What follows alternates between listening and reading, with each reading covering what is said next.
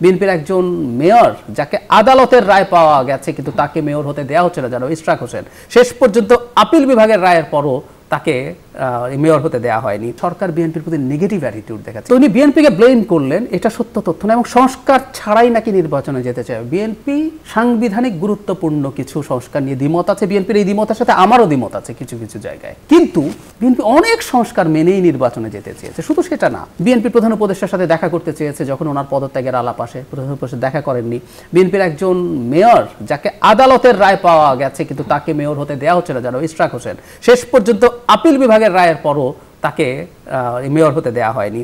BNP যে উপদেষ্টাকে পদচ্যুত করতে বলেছে জনাব আসিফ মাহমুদ সজীব ভুঁইয়া, তিনজনের একজন, বিএনপির মিটিংয়ে তাকে রেখে বিএনপিকে এক ধরনের অপমান করার চেষ্টা করা হয়েছে। এরকম অনেকগুলো জিনিস যদি আমরা একত্র করি তাহলে দেখব যে সরকার বিএনপির প্রতি নেগেটিভ অ্যাটিটিউড দেখাচ্ছে। এইটা বিএনপিকে পরবর্তীতে তার নেগেটিভ অ্যাটিটিউড সরকারকে ফিরিয়ে দেওয়ার ক্ষেত্রে কাজ করতে হবে। প্লাস আপনি যেটা বললেন যে আমরাও যেটা বলছি যে অনেকটা ওদের চাওয়াটা পূর্ণ হয়েছে। যদি তাই হয়, এনসিপির চাওয়াটা পূর্ণ করার জন্য যদি সময়টা নেওয়া হয় ডিসেম্বর থেকে অতিরিক্ত, তো এই সময়ের মধ্যে আসলে বিএনপির যে ব্যাপক জনসমর্থন বা সাংগঠনিক তাদের যে বিস্তৃতি, সেটিকে আসলে এনসিপি অতিক্রম করতে পারবে কিনা? কোনোভাবেই না।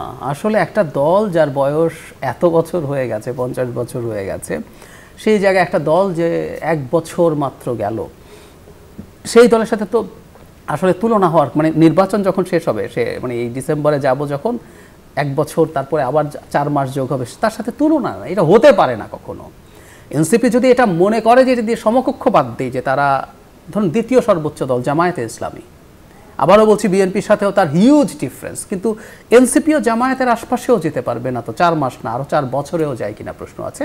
যদি পারেও সেটা ভালো হবে, কিন্তু এটা 4 মাসে নতুন করে কিছু করা সম্ভব না। এজন্যই আসলে প্রশ্নটা মাথায় আসছে, তাহলে কি এটা এই রকম যে 4 মাস সময় রাখার চেষ্টা করে আসলে? কারণ একটা জিনিস খেয়াল করুন, এপ্রিলে যদি বাই এনি চান্স নির্বাচন না হয়, এখানে একটা খুব গুরুত্বপূর্ণ কথা আছে। ধরুন আপনি ডিসেম্বরে কল করলেন, ঝামেলা হলো কোনো, আপনি কিন্তু নির্বাচন খানিকটা পিছিয়ে নিয়ে যেতে পারছেন, ঠিক আছে, জানুয়ারিতে বা ফেব্রুয়ারি ফার্স্ট উইকে হবে। আবার যদি সেখানে ডেট দিলেন, ঝামেলা হলো, তাহলে কিন্তু আপনার এপ্রিলে হলো লাস্ট পয়েন্ট, কারণ মে জুনের যে আবহাওয়া আর যে গরম, ওতে নির্বাচন হয় না।